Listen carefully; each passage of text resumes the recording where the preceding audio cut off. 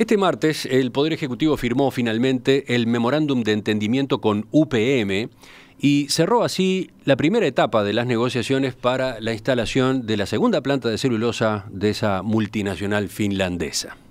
Hemos trabajado muy fuerte para ver si logramos la instalación de una tercera planta de producción de pasta de celulosa.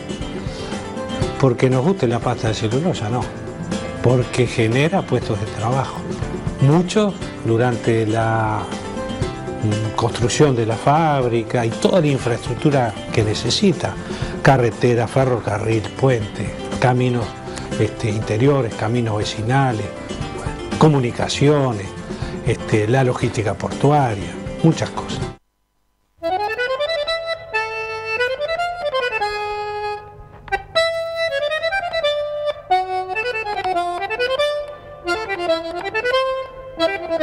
Casualmente, el acto de firma de este preacuerdo vino a ocurrir en la misma semana en la que se cumplen 10 años de la puesta en funcionamiento de la primera fábrica de UPM que originalmente pertenecía a Botnia, en Fraiventos. Justamente, aprovechando la fecha, el diputado Omar Lafluf, exintendente de Río Negro, realizó una exposición el martes en la Cámara de Representantes sobre el proceso que condujo aquella inversión, las complicaciones que enfrentó y los resultados que la pastera ha dejado en esta década. Vale la pena observar esos años en perspectiva y tratar de anotar lecciones que dejó aquella experiencia, ahora que podría venir una tercera planta de celulosa al país. Estamos justamente con el diputado Omar Lafluf. Doctor Lafluf, buen día, gracias por acompañarnos. Buen día, Emiliano, un gusto y muchas gracias por la invitación y felicitaciones por el estudio. Es la primera vez que charlamos acá. La primera vez acá. Doctor Lafluf, un detalle, los 10 años se cumplen exactamente hoy, ¿no? Hoy. ¿A qué hora y de qué forma se abrió la planta? El 9 de noviembre del 2007, a las 2 de la tarde nos reunimos, porque no se podía hacer ningún barullo por los hermanos argentinos.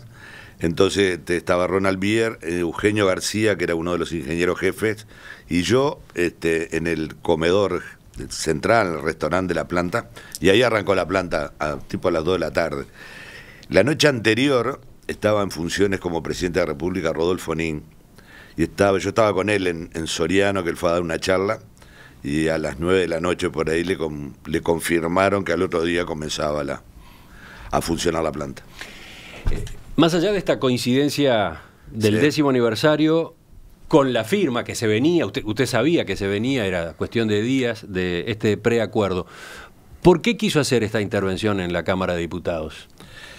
Por varias cosas, porque me parecía, primero, que tenía la obligación de hacerlo, porque ya habían pasado 10 años, y quería mostrar todo lo que pasó, porque acá no se puede jugar a blanco y negro.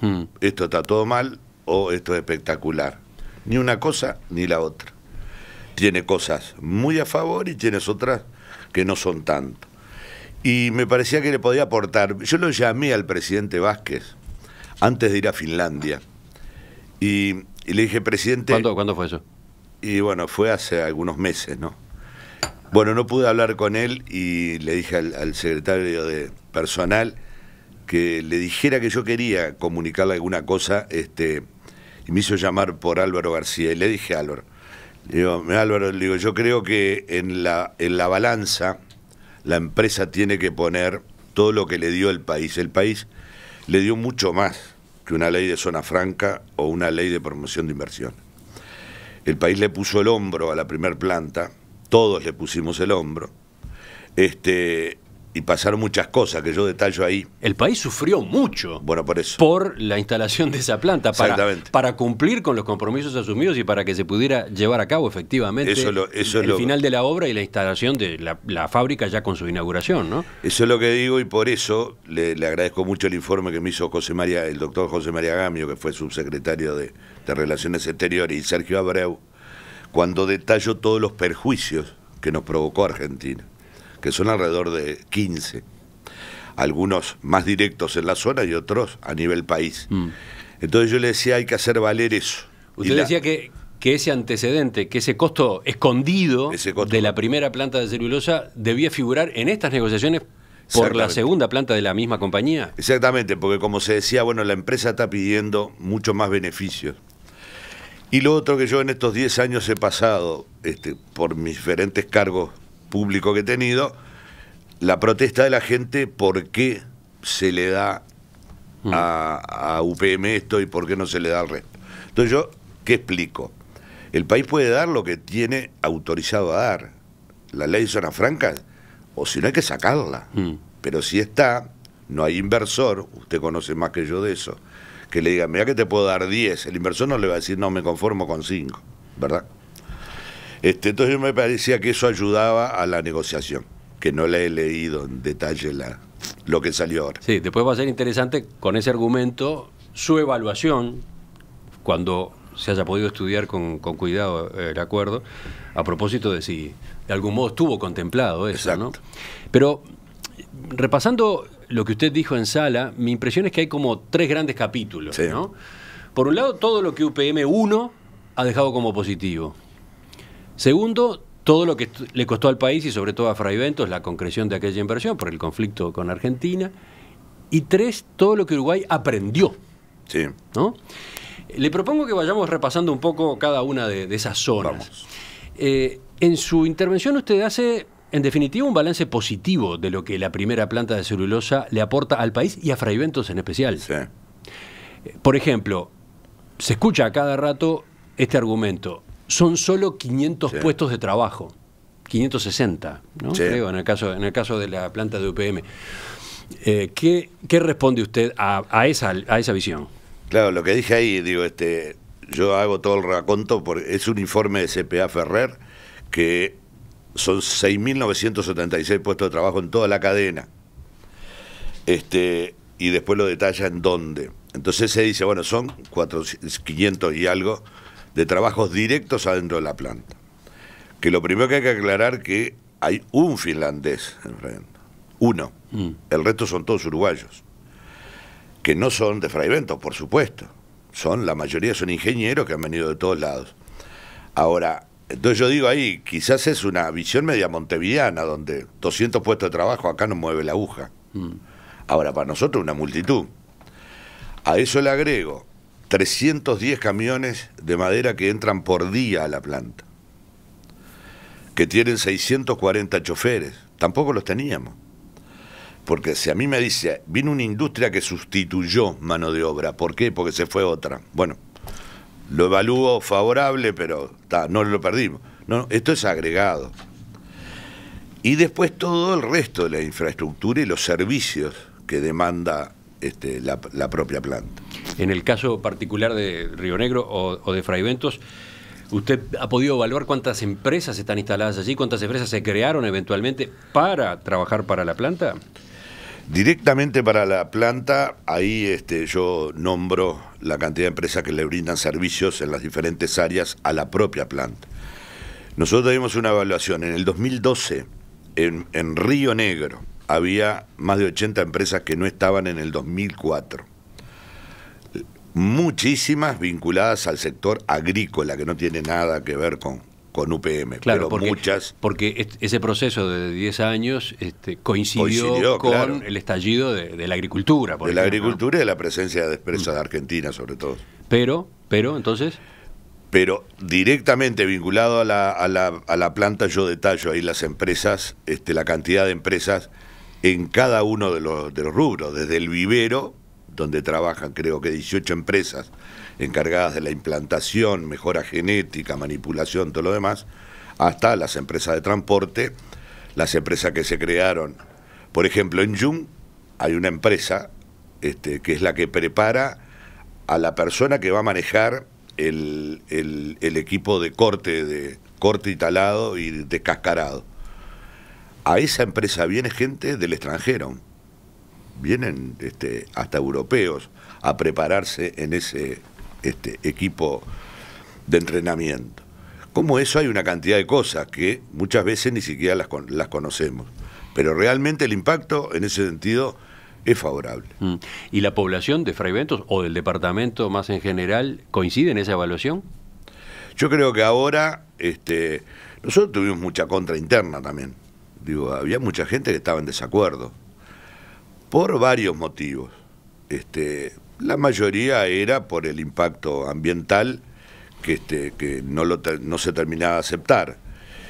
Y hay cosas que cada tanto nos recrudece ese enfrentamiento. Por ejemplo, yo ahí hago referencia a los episodios de olor que se han producido. Y en el inicio de la planta se decía, bueno, se van a producir cada tanto esto, cuando pare la planta y arranque. Y han habido episodios, y eso molesta a la gente. Entonces, cada tanto aparece, bueno, ¿habrá valido la pena todo lo que hicimos? Yo creo que sí, Y a nivel país, bueno, hoy la celulosa es el segundo o tercer rubro.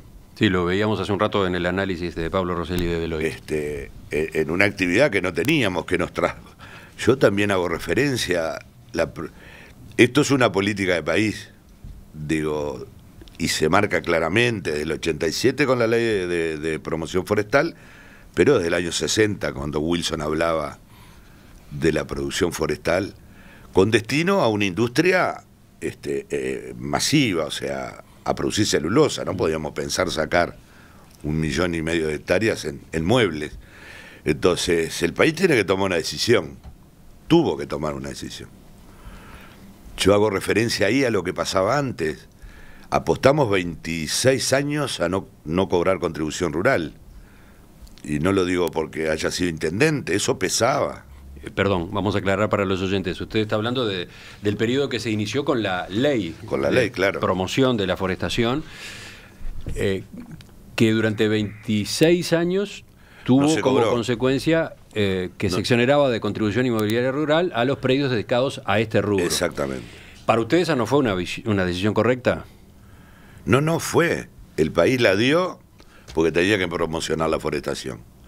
Ahora, en el 2008, los intendentes, yo era intendente, presionamos para imponer una tasa de transporte forestal. Cometimos el error de... La tasa de transporte forestal era para pagar la caminería que se estaba ya en ese momento deteriorando a raíz del movimiento extra. Porque además los agricultores, los ganaderos, los lecheros nos dicen los que más rompen son los forestales. Entonces intentamos poner una tasa de transporte forestal, cometimos el error de ponerla solo para las forestales, y bueno, el otro día teníamos todas las empresas forestales protestando. Logramos un acuerdo. Las propias empresas le dijeron al ministro Astori, nosotros estamos dispuestos a empezar a pagar la contribución. Y así empezar. Lo segundo, se anuló una devolución de impuestos. Había una devolución de impuestos a la exportación de rolos, cosa que parece bastante rara, no tiene ni un solo peso de valor agregado, y eso también se sacó. Entonces cuando se dice no podemos, por ejemplo, tuve una gran discusión con el impuesto a primaria, que las plantaciones forestales no pagan el impuesto a primaria. Y yo discutí en la Cámara, y decía ¿por qué? Y me decían era por no cambiar las reglas de juego que tienen el sector productivo. Le digo, pero se puede lograr acuerdos. Las empresas forestales no van a ser problema por el 1% por los vintenes que son el impuesto a primaria. Nosotros logramos ese acuerdo. No, se cambiaba la regla de juego, pues se le empezaba a cobrar la contribución, pero ellos estaban de acuerdo.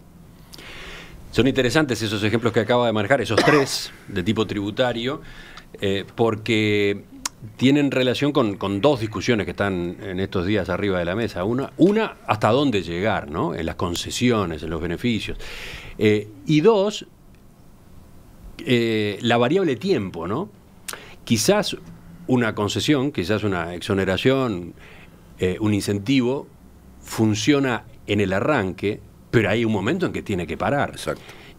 Y usted ha mencionado casos allí en los que efectivamente no se había previsto el momento de finalización y sin embargo se lo pudo encontrar y no fue traumático. Y de común acuerdo, porque hay veces que se sobrevalora y normalmente lo hacen muchas veces lo hacen los mandos medios, no los directores.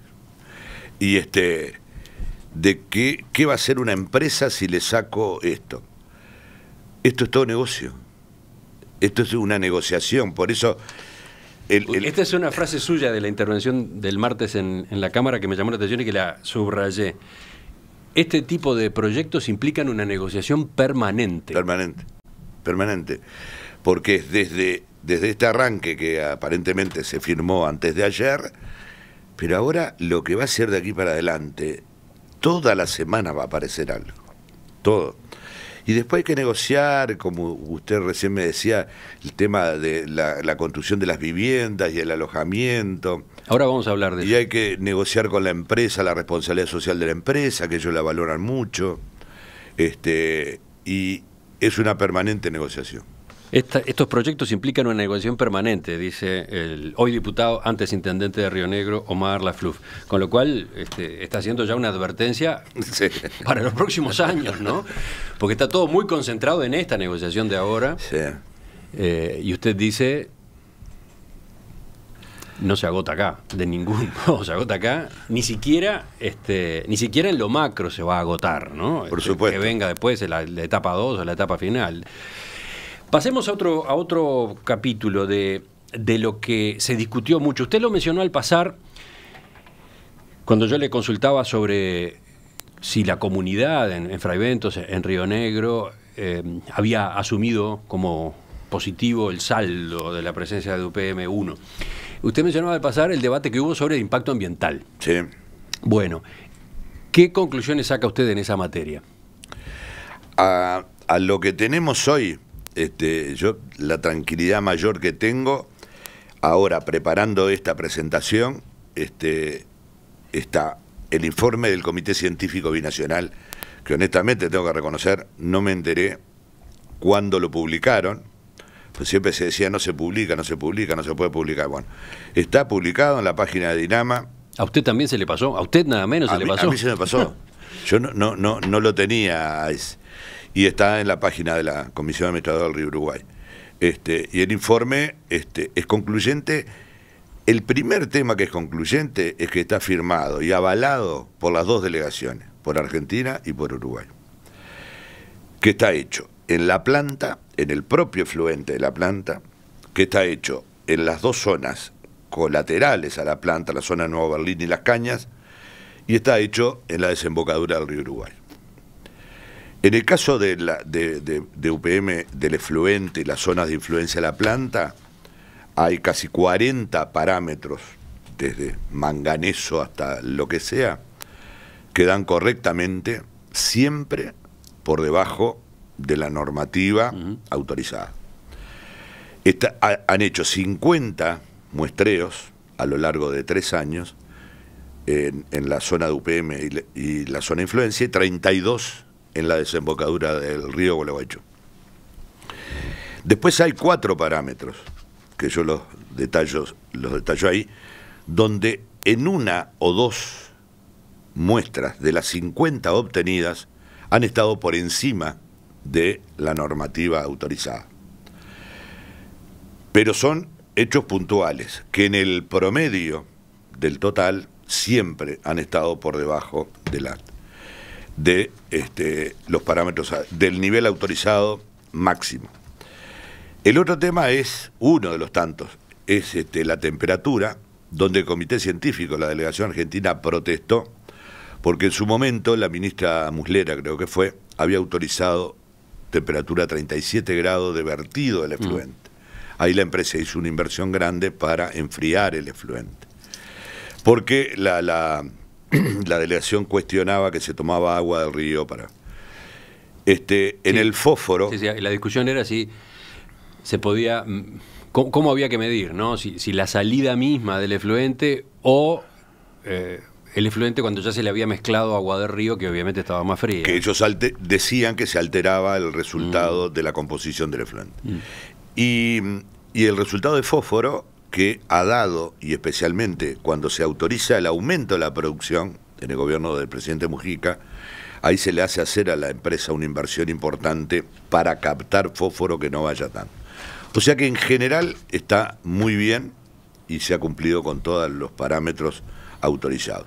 Y en la desembocadura del río Gualeguaychú no quise hacer mucha referencia, está en la página, y hay unos cuantos parámetros que no cumplen en la mayoría de los muestreos con la normativa autorizada para verter al río Uruguay. Pero no quise para que no se tomara, está en la página de Dinama, cada uno que quiera lo puede leer. Sí, este punto también creo que merece resaltarse de su informe, porque a todos nos despierta la curiosidad por ir a mirar los trabajos del monitoreo que se está haciendo. Un monitoreo que fue también tan discutido, tan trabado, por las diferencias que había entre la parte uruguaya y la parte argentina, sobre todo en cuanto a darle publicidad o no, ¿no? Sí, porque además eso trajo toda una consecuencia. Usted conoce Bopicuá. Sí. Bueno, en este momento está pronto para inaugurar Alimentos Fraiventos, que es una planta de capitales argentinos y uruguayos. Tuvimos 2 años discutiendo personalmente con el presidente de la delegación argentina, con Orduna. Nunca nos autorizaron el efluente, que casi una frutilla con crema, el efluente que íbamos a verter al río Uruguay. Y no hubo forma. Tuvo que ir al arroyo Bopicuá, y por lo tanto la Dinama le exigió, con razón, porque el volumen de agua es mucho menor, hubo que hacer una planta de tratamiento de efluente que costó $5 millones. Agrego para los oyentes un poco de contexto. Usted se refiere a Bopicuá, que es la zona donde iba a instalarse la otra planta de celulosa. La española. La de ENCE, que terminó cancelándose y que, bueno, después derivó en Montes del Plata. Termina siendo la planta de Montes del Plata en Conchillas, departamento de Colonia. Pero en ese lugar donde ya se había iniciado una infraestructura, porque allí ENCE construyó un puerto en su momento, desde allí chipeando madera se exportaba al mundo. Bueno, ese predio fue tomado por la Intendencia de Río Negro y allí se ha construido un parque industrial. Sí, que no tiene carácter de parque industrial, pero ese es el objetivo. 70 hectáreas que ya estaban prontas para empezar a construir la planta, con toda la infraestructura de edificios de una zona franca, que ya no es zona franca. Solamente eso. Todo el resto lo compró Montes del Plata, donde además puso el vivero de primera generación al mundo. Bueno, pero en ese parque industrial, que llamémoslo así, han ido instalándose empresas. Una de ellas esa, Alimentos Fraiventos, que también se topó con resistencias del lado argentino. Exacto. ¿No? O sea, ahí hicimos un fideicomiso con el Banco de la República en la presidencia de Caloya, y se adquirió toda esa parte en un precio muy bueno y se empezaron a vender lotes. Los primeros que se vendieron fueron a estas 2 empresas. Y ahora se inaugura una inversión, $110 millones, que va a trabajo a 150, 170 personas, que produce algo que para el país es muy bueno, porque no es leche en polvo, es fórmulas infantiles. Es un producto de venta casi farmacéutico. Para instalar esa empresa tuvimos 2 años peleando con la delegación argentina en la CARO. Quiero quizás detenerme mínimamente en este punto, porque tiene mucho que ver con lo que ahora vamos a conversar de lo que le costó a Fraiventos y lo que le costó a Uruguay todo el conflicto con Argentina. Fraiventos perdió una segunda planta de celulosa que pudo haber tenido.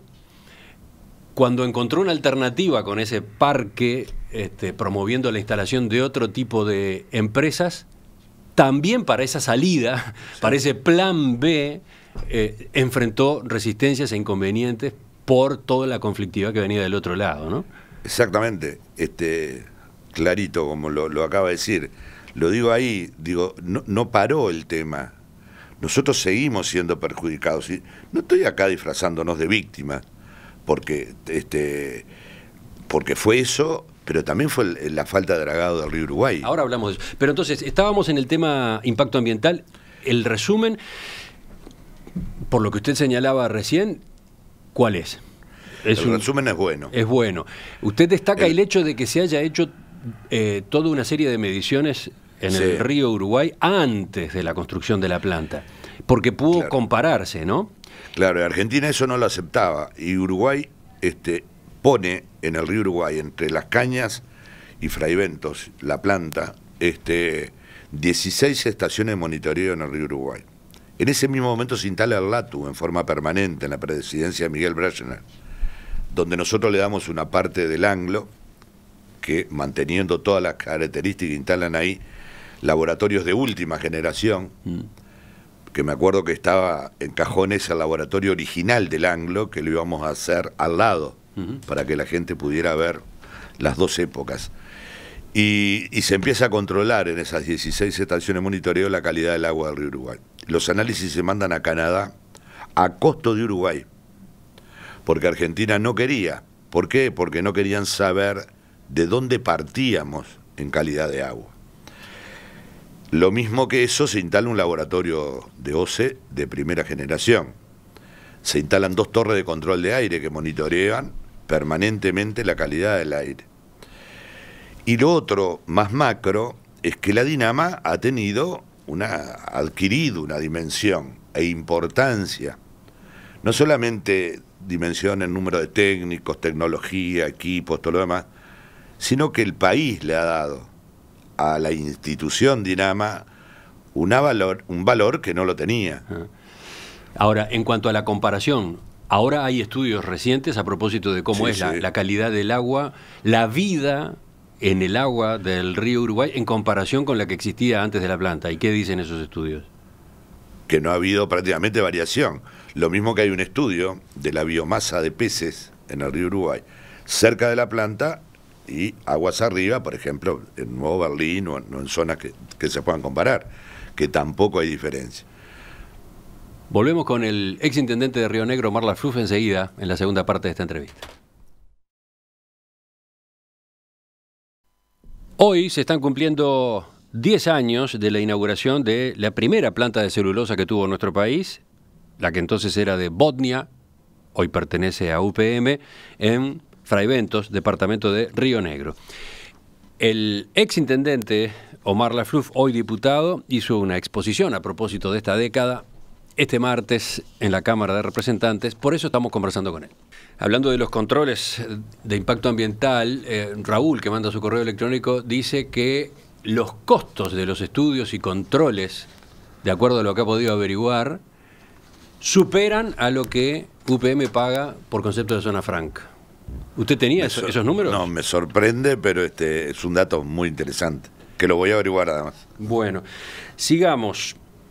Vayamos a otros de los capítulos que tuvo su intervención esta semana en la Cámara de Representantes. Lo que le costó al país, lo que le costó a Fraiventos, todo el conflicto que rodeó la instalación de la primera planta de celulosa, la protesta y las movilizaciones que llevó a cabo la Asamblea Ambiental de Gualeguaychú, derivando en el corte del puente binacional, y no solo en eso, ¿no? ¿Cuánto duró el bloqueo? Nosotros lo tomamos al bloqueo. Yo entré como intendente el 8 de julio del 2005, ahí empezaron ya los cortes, cortaban un día, abrían uno, después cortaban algunas horas, abrían de vuelta, donde la gente se empezó a acostumbrar a ir por otro lado, y en diciembre se cortó del todo, cerraron el puente, en Arroyo Verde, y no se levantó totalmente hasta el 2010. ¿Fueron entonces? 5 años. 5 años. 4 años y medio. Remarco estas cosas porque estoy seguro que nos hemos olvidado, ¿no? De estas cuentas nos hemos olvidado. Sabemos, sí, tenemos en la memoria de que hubo problemas, pero no que tuvieron esta dimensión. Y hubo consecuencias. Con la consecuencia agregada, aparte del efecto del corte, en lo que terminó el puente, el paso de frontera. Tanto es así que ahora se está haciendo una licitación para remodelarlo, porque estaba en escombros cuando lo abrimos. Hubo, por ejemplo, gente que perdió su trabajo o vio perjudicada a su empresa. Empleados del parador sobre el puente, despachantes de aduana, la gente de carga y descarga, propietarios y trabajadores del free shop, etcétera, fueron algunos ejemplos nada más. ¿Todo esto ha logrado recomponerse o todavía no? No, en buena parte sí. Lo que no se ha recuperado es el vínculo que había que yo lo digo ahí también, ir de Fraiventos a Gualeguaychú no era ir de un país a otro, era ir de un barrio a otro del mismo pueblo. Eso no se ha recuperado del todo. ¿En qué sentido? En el relacionamiento, había mucha gente familiarmente. Vamos por parte. Lo laboral sí. Lo laboral sí. ¿Y esa gente que tuvo perjuicios, recibió algún tipo de compensación? Bueno, los trabajadores del puente recibieron un subsidio que fue muy largo, muy trabajoso instrumentarlo. Se instrumentó en la Intendencia. Sí. El primero que fue el doctor Gonzalo Fernández a explicarlo, y después terminó siendo un subsidio muy pequeño. Prácticamente las trabajadoras eran mujeres principalmente, el parador, muchas de ellas terminaron trabajando con nosotros en la Intendencia, barriendo calles, y bueno, pero subsidio no hubo, fue muy chiquito. Y usted decía, y allí iba a otro punto que pensaba preguntarle, ¿cómo está hoy la relación Fraiventos-Gualeguaychú? Está mejor, bastante mejor, incluso sé que el intendente ha tenido algún acercamiento con el intendente actual. Cambió el intendente, los dos intendentes que tuvieron en ese periodo estaban muy presionados por el Consejo Deliberante y por la Asamblea.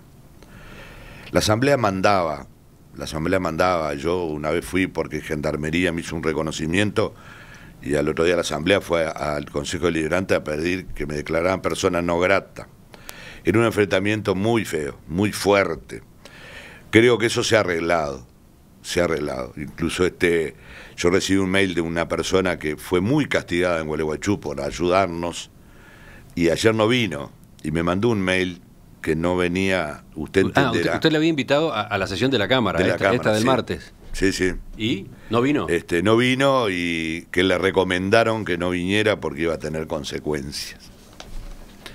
Eso sigue existiendo. Yo no descarto que hoy haya una manifestación al puente, por ejemplo, al cumplirse los 10 años. Pero mucho más tenue y no tiene nada que ver con lo que era aquello. Mencionamos al pasar, otro de los costos para Fraiventos fue que perdió la segunda planta de celulosa que pudo haber estado instalada allí mismo. Sí. Sí, además hago una referencia. ENSE dio marcha atrás en aquella decisión que se comunicó, recuerdan los oyentes, en la Casa Rosada de Buenos Aires. Acompañado el presidente de ENSE, José Luis Arregui, acompañado por el doctor Alberto Fernández, jefe de gabinete de la República Argentina, y anuncia el retiro desde la Casa Rosada Argentina. Fue otra cachetada que no había necesidad de hacerla, porque hubiese anunciado desde acá, pero bueno, son las cosas que pasaron. Berkeley International Seguros Uruguay ofrece una póliza exclusiva de cobertura para directores y gerentes, brindando la tranquilidad y el respaldo necesarios a quienes exponen su patrimonio en forma permanente en la toma de decisiones. También para directores y gerentes, sentirse seguro es sentirse Berkeley. Diputado Lafluf, para ir cerrando esta conversación, que debería ser más larga, porque hay una cantidad de aspectos a poner arriba de la mesa en el balance de estos 10 años, si usted tiene que mencionar algunos aprendizajes importantes que dejó la experiencia aquella y que le quedan al país, que son un valor para el país, ¿cuáles elige? Yo los otros días no me animé a decir, porque había que lograr que no se armara discusión en la Cámara, ¿no? Pero cuando la negociación aquella en Chile con Kirchner y Vázquez, y acá el doctor Gonzalo Fernández, los finlandeses de Miraró en una estancia en Jung, donde el gobierno argentino pedía que pararan 90 días. La respuesta de los finlandeses fue: a nosotros no nos da lo mismo inaugurar el 1 o el 15 de noviembre una planta que se hizo, hay que acordarse, en 2 años y medio. Esa planta. Entonces eso nos enseñó a que el tiempo, los costos, el negocio, no era que iban a cambiar por 15 días de atraso. Bueno, pero para ellos era importante, primera cosa. En segundo lugar, la planta hace un mantenimiento por año, que empezó durando 45 días, y hoy está en 28. Cuando hace el parate, vienen 500 técnicos extranjeros a trabajar con 500 uruguayos. Y eso se hace en 28 días. Entonces yo comparo eso con lo que está haciendo el mantenimiento de la refinería ANCAP, que se previó 4 meses de trabajo y lleva 9. Y que cada semana cuesta $1 millón ese atraso. Esas cosas, esa enseñanza de cómo trabajar y cómo el tiempo es importante, y el respeto a las normativas. Yo a veces cuando escuchaba al principio que el PIT-CNT decía, bueno, sí, si van a venir, que vengan a cumplir. Estas empresas, el negocio no está en pagarle en negro a algún funcionario. El negocio está en otro lado y ellos cumplen. Y doy fe que cumplen. Entonces, esa estructura de negocios, esa estructura de gestión de un negocio, creo que es de las enseñanzas más grandes. La regla, la conducta, el respeto, el respeto laboral. En Bosnia hubo un solo accidente grave que fue con la muerte de un trabajador chileno, pero fue de las empresas con menos siniestralidad en el ranking que manejan ese tipo de empresas. Usted ya mencionó algunas otras de las cosas que aprendimos. Por ejemplo, eso de que este tipo de inversión es una negociación permanente, sí, hay que asumirlo. Por ejemplo, la conveniencia de hacer controles de la calidad del agua antes de que se instale la planta. Eso evidentemente en el caso de Río Negro va a haber que hacerlo. Sí, mucho más, ¿no? Mucho más, porque hay una primer gran diferencia con esta planta. La planta de Fraiventos ahora está produciendo 1.250.000 toneladas, era de 1 millón. Ahora vierte el efluente a un río que tiene 6.500 metros cúbicos por segundo. Sí, es un río completamente distinto.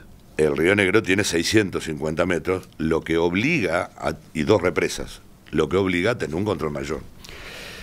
Usted dice que fue muy importante la coordinación interinstitucional y menciona algunos ejemplos de los ámbitos que se crearon. Sí, sin duda. La comisión de seguimiento es el buque insignia de su relacionamiento con la población. La empresa, Dinama, Ministerio de Salud Pública, Ministerio de Relaciones Exteriores, Ministerio de Vivienda, Ministerio de Transporte, las intendencias involucradas, las juntas departamentales, los centros comerciales y grupos ambientalistas, en reuniones públicas, donde se explica todo, en la construcción cómo va y en la operativa qué es lo que está pasando una vez por mes. Abierta, que vaya y pregunte el que quiera. Eso es fundamental. Y lo otro es cómo se inserta la empresa en la población. Hoy hablábamos fuera de micrófonos por qué nosotros no dejamos construir las viviendas cerca de la planta. Esa es una observación que también tengo la impresión puede haber pasado desapercibida. En el caso de Fraiventos, las viviendas para el personal de la obra no estuvieron al lado del obrador mismo. Exacto. Usted decidió, el gobierno departamental decidió que se instalara, que se construyeran en la ciudad. Por 2 cosas. Una, porque a nosotros nos interesaba que se terminara de conformar la ciudad. Y usted conoce, está el barrio Jardín, incluso yo alquilo una casa ahí, y hay un barrio más grande de 110 casas. Esos son 2 barrios que se generaron por la obra. Sí, después hay otros grupos más que se hicieron por iniciativa privada que lo manejaron. Pero esas 110 casas, ellos tenían que alojar 600 obreros. Y por lo tanto, nos dicen, en una negociación que habíamos terminado discutiendo, yo salí a cobrar una plata que ellos consideraban que no se correspondía pagar, pues tenían exoneración. Y yo no tenía un mango partido al medio para pagar ni los sueldos cuando entré. Entonces me enojé bastante y les dije que se los iba a discutir públicamente. Ahí acordamos que ellos construirían 100 viviendas, las usaban 2 años y se las regalaban a la intendencia. Ahora, por un lado eso, y por otro lado, yo les decía, ustedes tienen que integrarse a la población. Ustedes no pueden ser un gueto finlandés allá. Tienen que integrarse, por un lado. Y por otro lado, les decía también, y en eso me entendieron, ustedes me tienen que ayudar a que la gente de Fraiventos vea que porque están ustedes, viven un poquito mejor. Tiene que sentir que hay algo de plus, de beneficio, que a ellos los hace vivir mejor, porque si no, la paz social que me decía Gualeguaychú, no les vamos a dar nunca la paz social la vamos a trasladar acá adentro. Si encima de tener a Gualeguaychú en contra, nos ponemos a la población en contra, estamos complicados. Diputado Omar Lafluf, le agradezco su presencia esta mañana. Da para bastante más el tema, pero creo que avanzamos con por lo menos algunos señalamientos, ¿no? No, yo le agradezco, Emiliano, la verdad. Ha sido una entrevista fantástica y me voy contento de poder explicar estas cosas y contar. De todos modos, le cuento a los oyentes, en nuestro sitio en internet vamos a publicar completa la intervención del diputado Lafluf, porque hay varios otros capítulos que hoy no entraron en esta charla.